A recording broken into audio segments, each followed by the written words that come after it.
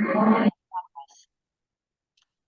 afternoon and welcome everybody. This is the third or fourth crypto class that we're doing here. This one is being recorded, so if you have not yet done so, please click your microphone to make sure you're muted. It's being recorded.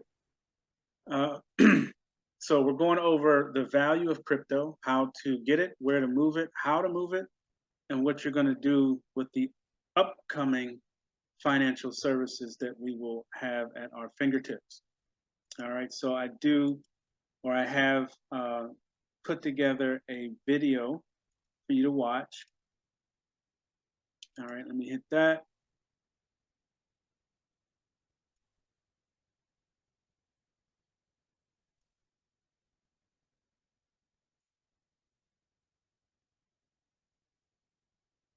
One moment.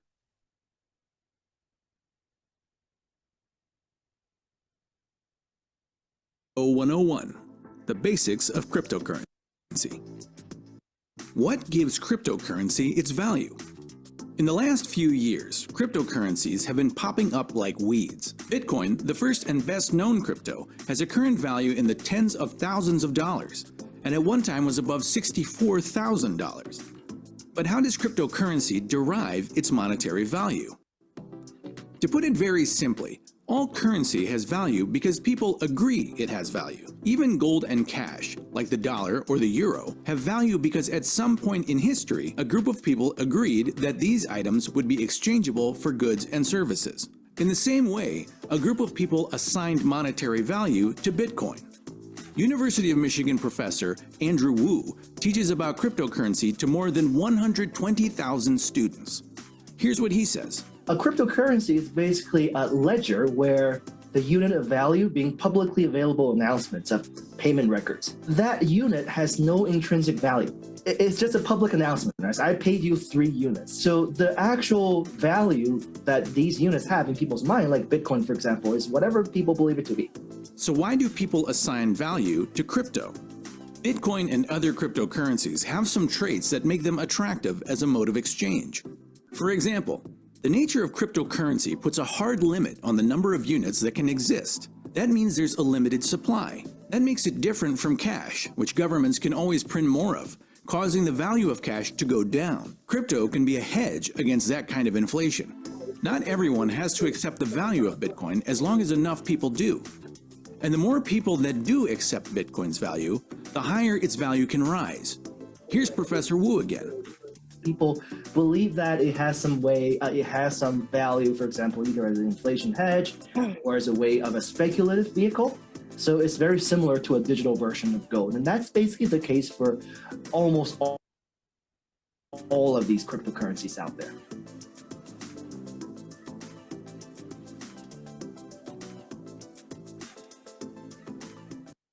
All right. So again, what is cryptocurrency? How does it get its value? And who owns it? So let's talk about the scenario. And as you know, I have the source over here on this side. Let me stop the share so I can see what's going on. Make sure you guys can see what I'm doing.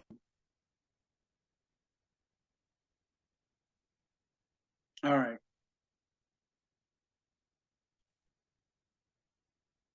So, like I said, number one, you have the source. So whatever it's coming from or wherever it's coming from, the source. The second item is the wallet. This happens to be my wallet. And then the third source is the bank. Now, what I want to establish early on is this process: source, wallet, bank. 3 things. Source can be a promise delivered. It can be coming from me. It could be coming from your uncle. It could be coming from the quantum financial system. Because remember, in the quantum financial system, it is electronic, digital money. okay, that is held on the blockchain. Now, I'm saying a lot of words, but I want you to remember one major thing. All of this stuff, the source, the wallet, and the bank, exist on the blockchain. Okay?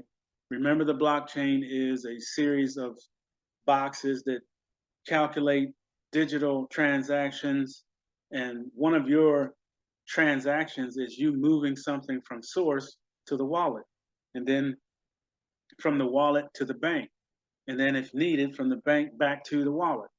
Each one of those movements is a transaction in that blockchain, somewhere in billions and billions and trillions of different transactions. So that's like thinking, let's just think for a second, that you take a ride to the bank and go get some money out of the bank. When you do that, it's just you, the car, and the bank, right? You drive there, you get the money. On the blockchain, you do that same move 1 trillion times all over the world. Can one person find you going to the bank at any given time? No. That's the purpose of that. You are multiplied trillions of times with one transaction.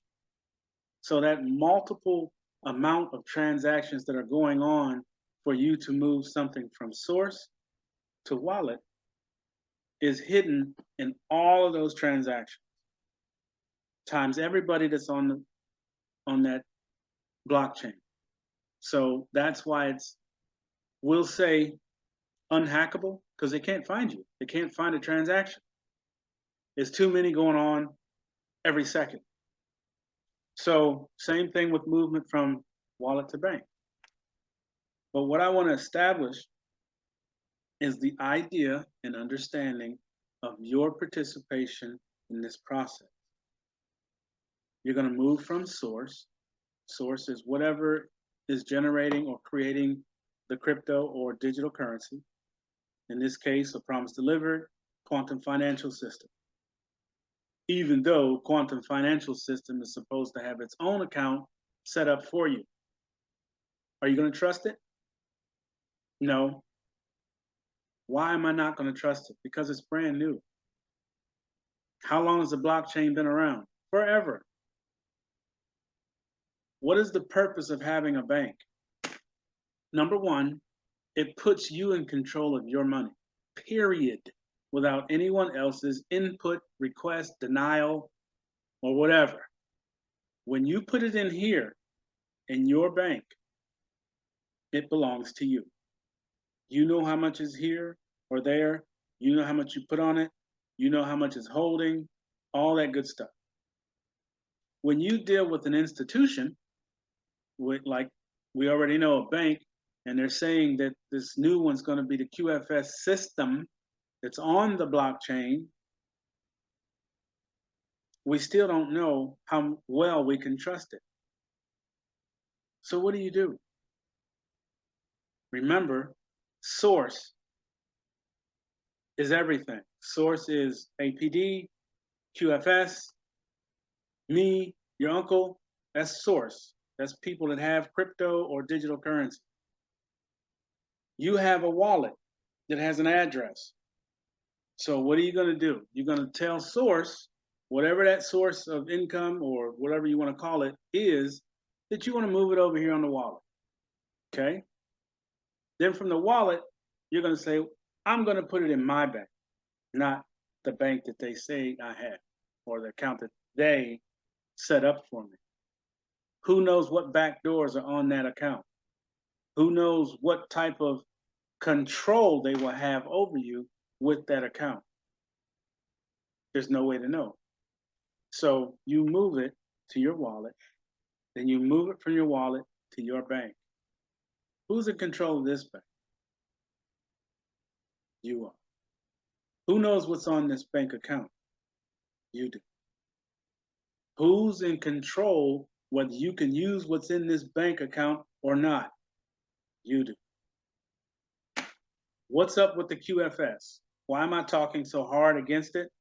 Because this country and every other country has proven time in and time out that they are not trustworthy, that they do not have your best interest at heart, that they will use your money at will, whether you agree to it or not.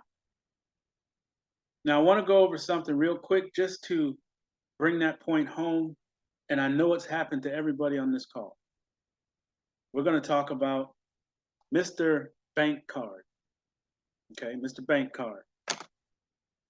You're minding your own business at the house, and you get a phone call that says, Mr. Lewis, this is loss and prevention with Bank ABC. And we're calling to verify the last 5 transactions that you made. Okay? So you're on the phone, you're like, what is this? So you listen. Transaction this. Yeah, I did that. Transaction this. And one of those transactions, $200, $300, $1,200, $1,500, you have no idea how. Who is that? Where did that charge come from? Oh, is that a problem that you didn't make that? No, I did not. Okay, Mr. Lewis. Well, what we'll do, since we're protecting you, we're going to close that card that you've already set up with everything, that you're paying bills or whatever. We're going to close that card and we're going to refund that $1,200 or $1,500 and we're going to give you a new card. Please mute if you just came on. Now, in the interim of that, you say to yourself, now, how is it that this card that I have in my wallet at the house has the card numbers on it? I haven't been around anyone. I didn't do any charges. How is there a $1,500 charge on my account? I'm going to explain it to you. Simple numbers. Number one, why is the bank so happy about returning it? There's no argument. There's no, oh no, you're just, that's identity theft and you're kind of SOL, as they say. No, there's none of that. They say, okay, Mr. Lewis, well, we see that this is a fraudulent charge.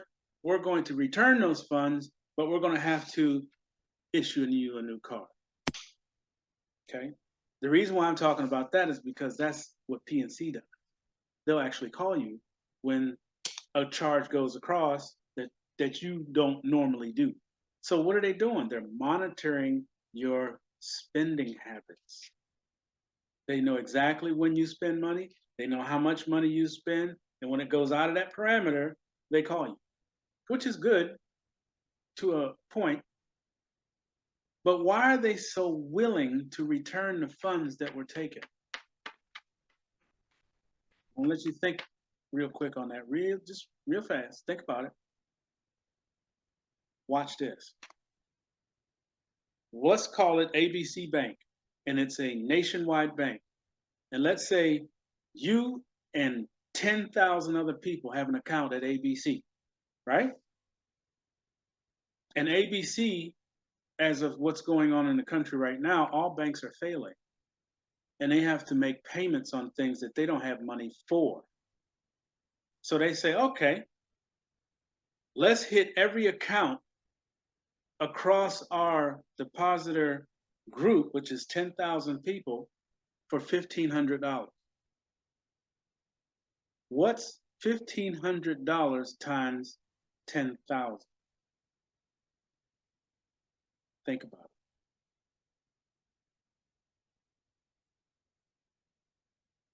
It's a lot of money. Now, they've gathered up a bunch of money, made a payment or whatever they were late on. They made that payment. In the interim, they leave it up to you to find out that your account was hit for $1,500. Some people know about it right away. Some people don't know about it until, 3 or 4 days later. What does that do for the bank? It gives them a cushion to return the money. You have to first find out about it. You then have to call the bank. They're going to run you around and say, all right, well, yeah, I see that's a charge. It's not what you do. We're going to close the account or close that card and issue you a new card. How long does that take to fix? Sometimes 2 days, 3 days. If you have to get a new card sent, 7 to 10 days. Now they've took a loan against your deposits, your money. They've taken a loan on it. They didn't ask for it. They took it and blame it on something else. That's why they're so willing to return it without question. Before, that would have been a 2-hour dissertation on the phone. Well, we can't do nothing for you. That money's just gone. No, not anymore. They return it. It's because they're taking it. You can't tell me that these charges are just coming out of the blue. Oh, it's a hacker that got your card. No, fool. You have control over those accounts. You have first access to that money. If you need it, you can take it because it's there. The new legislation that was put in eliminates your connection to any deposit you put in the bank. When you put it in the bank, it is no longer yours. Did you know that that law exists? Many people don't. When you deposit your money into a bank, you relinquish control of it. You give it to the institution that now has it. They can use it at their will with an IOU to make sure you get to use it when you need to. Remember at the very beginning, the IOU? Remember the fact that you're using fiat currency, which does not have a value? So I wanted to put that out there so it's on your mind and you have an understanding of the control that they have over you when you deal with an institution. When you deal with source, wallet, and your bank, who's in control of those processes? You. Who can get into your wallet? You. Who can get into your bank and use your money at will? You. Now, that's what the QFS is supposed to give you, the same ability. Until we see it, I don't trust it. So whatever they put in that account, I'm going to move it, because when they put it in that account, it's a source. When they put it over here, I'm going to send it to my wallet. I'm going to send it to my bank. Then it's secure. Okay? Until I trust it. So I wanted to make sure everyone got that. So how does crypto get its value, and what creates the value for it? What creates a value for a cryptocurrency is what's backing it. You either have precious metals, rare minerals, a textile, which is something that's created, and a source of income or payment. Okay, the more people you use that coin for, the more the value goes up, because it is a source of payment. It'll get to a certain value and lock. And if you have one of them, you have this much. If you have 10 of them, you have this much. Okay? Once it has a reason for its existence, then you put a value to it. That's how it works. So if you get a brand new crypto and it's making rubber bands that won't break, under the stress that normal rubber bands break. Let's say there's some type of gum in here that lets you stretch it at its fullest stretch, and it can stay that way for months at a time and still come back. Regular rubber bands won't. They'll stay stretched like this, then their elasticity goes away, and then they break. So now you have something that's backing this crypto. I'm just using this as a crypto that has a new purpose that wasn't there before, the new rubber band. So the more rubber bands that are created, the more value goes behind that crypto. It has to serve a purpose, okay? And that's where the value comes from. The more people that use it for whatever the purpose is, the higher the price goes. Okay. Now, cryptos can be locked out at a certain price, so people don't do like they did with Bitcoin. When it was really cheap, people bought up bunches of it and then it grew in price. Now they're billions and trillionaires. That's one-sided. They have all of the value in their pocket. If they happen or decide to dump it all, now the value of that crypto is going to drop to the floor because there's no need, there's no service for the reason for it to be held. Okay? So that's how that works. Now, with everything else that we're doing and trying to do, it all works off of the agreement. And remember, it's always the agreement. If you agree with what I agree with, and let's say this new crypto, the rubber band, is a item that is needed, let's say the girls want it for their hair or whatever, or if the office needs them, it's an ongoing need for this new item, then the crypto that backs it stays at a value. Now, the company that owns the crypto can say one of these is worth $100. Okay? It's never going to be more than $100 because then people will hoard it. You see how that works? So if you have one, you have $100. You have two, you have $200. Same thing, but it's not going to increase where it would cause everybody else to get it. You see? So that value is established at $100 for this new crypto. The new crypto will be established at $100. It's always going to be at $100 until the company that owns the crypto says, okay, we're going to bring out another version of the same crypto that's worth $500. It's their lineage, but you'll have one for $100, one for $500. It'll never be worth more than $500. It'll be $500 per unit. The difference in that, and the reason why crypto went bananas, is because there is no established value. It's all about who has the most of it, and they pretty much set the price until they throw it all away. If I have 10 500 units and I decide, okay, I just want the money, cash them in, the next person that buys a $500 unit is still worth $500. You see, it's a locked value. That's the difference between crypto, volatile, and a locked value or a pegged unit like USDT. USDT is pegged to the US dollar. So whatever the dollar is, that crypto is, with a slight fluctuation because anytime you move it, there's fees to be paid, it drops or increases. Not a whole lot, but it's going to stay around whatever it's pegged at. Well, that's the difference, and that's how you determine value on a crypto, whether it's pegged to a dollar or pegged to a utility, something that's required. Okay, that's what sets its value. If it's something new that's basically settles or fixes a problem, then the owner of the crypto sets the price. Okay? So that's kind of where things are going with this next portion is, what is QFS? Why is QFS? And what do we do with it?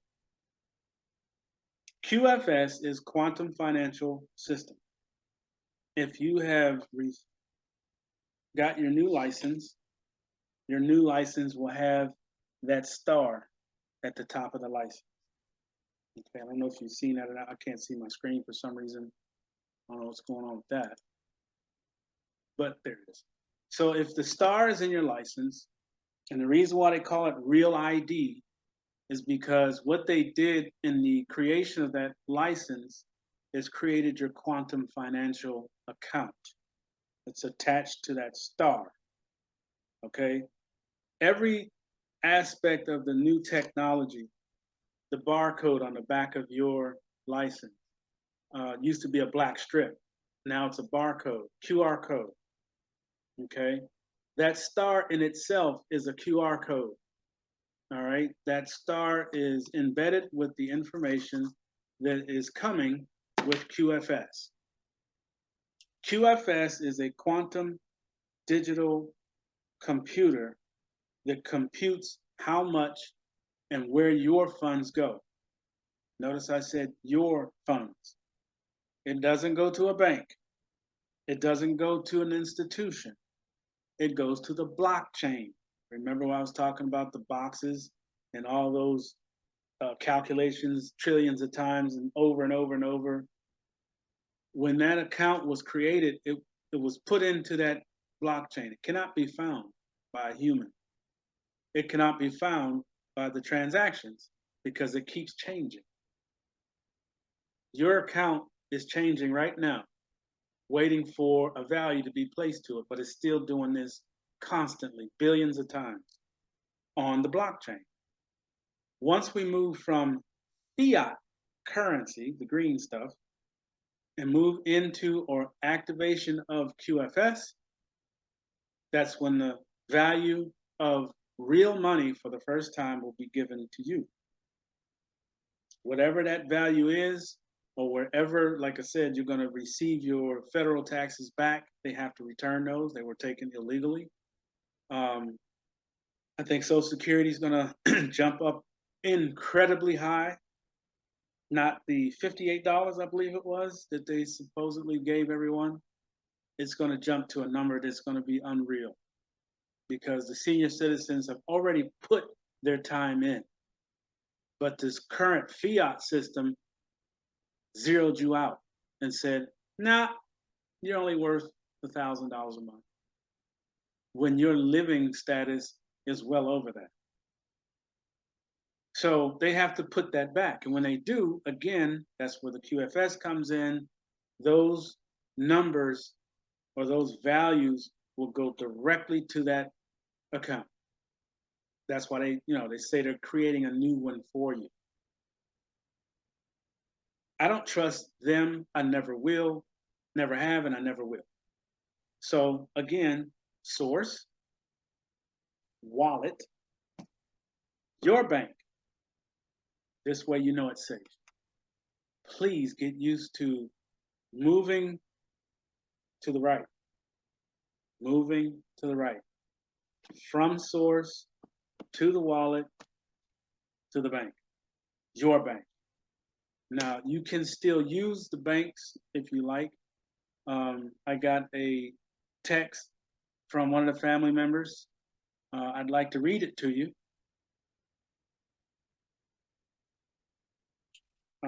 Which shows exactly what I'm talking about.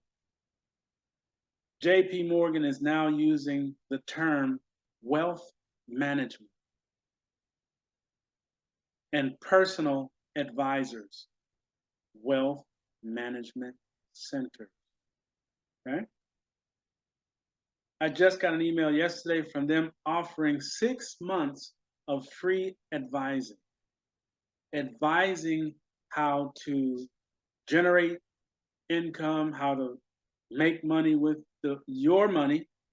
You have to bring it back to them to use it or for them to help you use it. Okay, the next part. Invitation enclosed. Pay zero in advisory fees for 6 months with our new way to invest.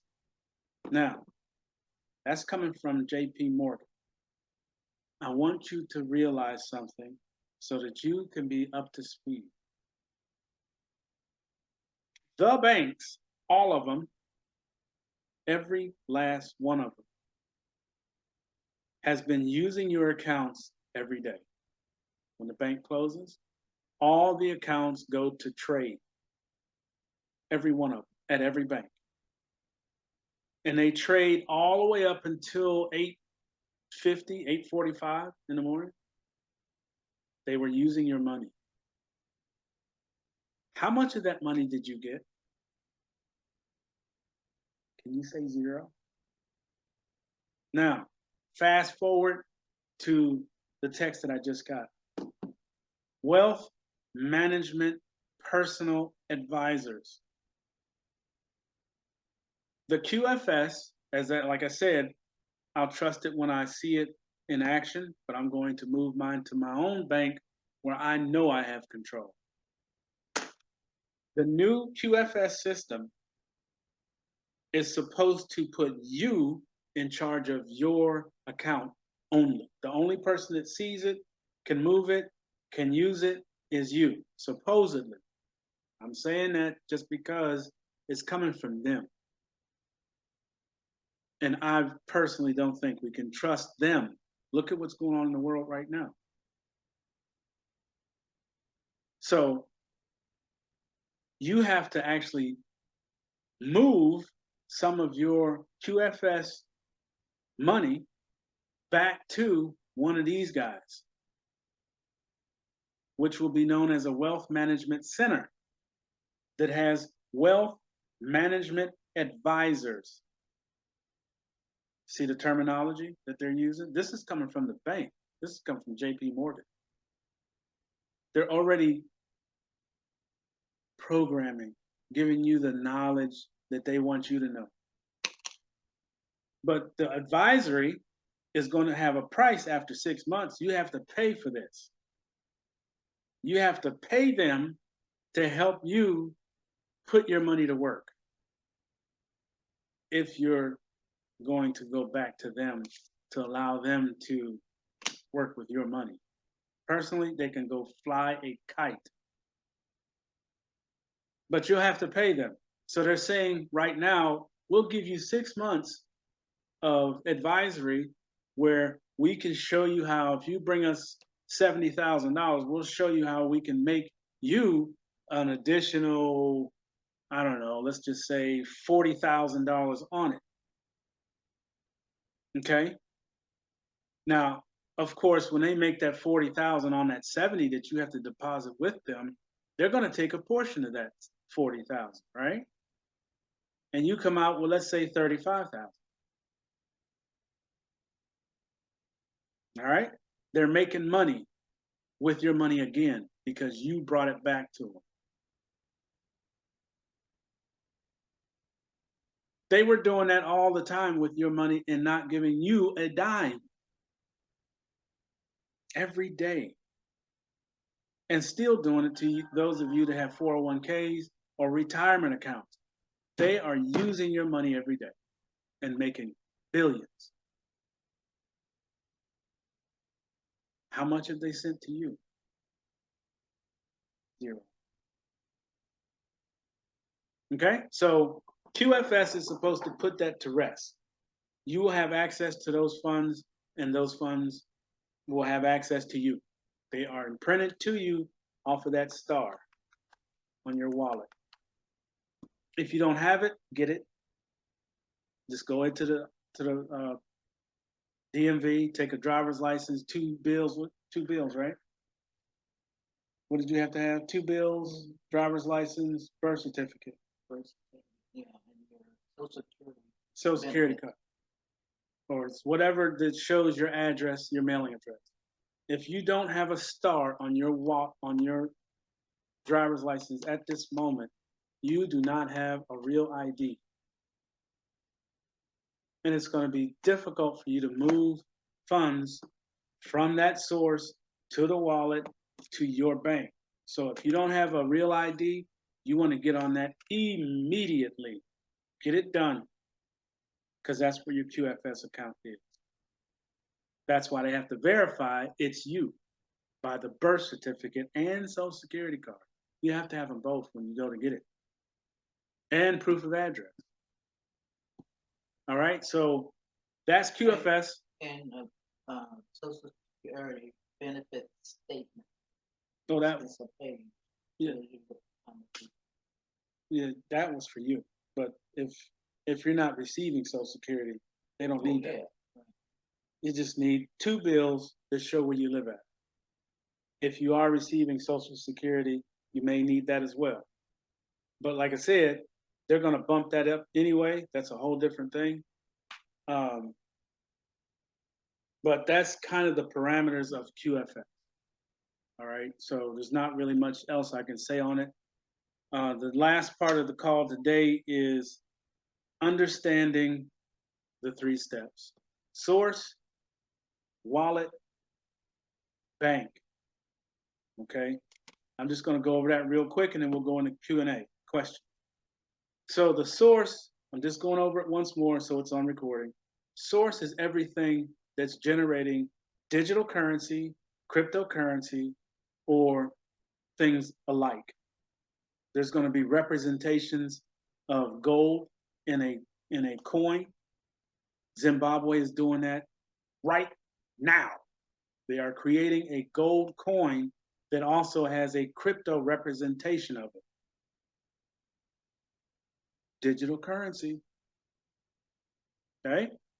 So you'll be able to put those things because they're all sources of monies, values. Remember source as anything that is generating a value for you. The wallet is where all the source comes to. Okay? You may have to have multiple wallets. It's going to be coming to you so fast. You want to move it into the wallet, and then your final move is to your bank. That's Ledger, Trezor, whatever one you decide, depending on your ability. The list is not complete yet that I promised you. I will have it completed today, and you should have it with this video. There's going to be a list of wallets that have debit card capability, and it's going to have a list of cold storage and their features. So you can narrow it down to the ones that you can use and you feel comfortable using on a daily basis. Because like I said before, when this all happens, your new job is going to be managing money. You're going to be moving stuff every day, large quantities of it. You're going to have to keep up with how many devices you have and what you're putting on them. Where do you keep them? Okay? So source, wallet, bank. And then when you go to get stuff, I got one today or the other day, so you can see what I say I do. Look at the top of this document. The top of this document says purchase agreement. It's on a truck.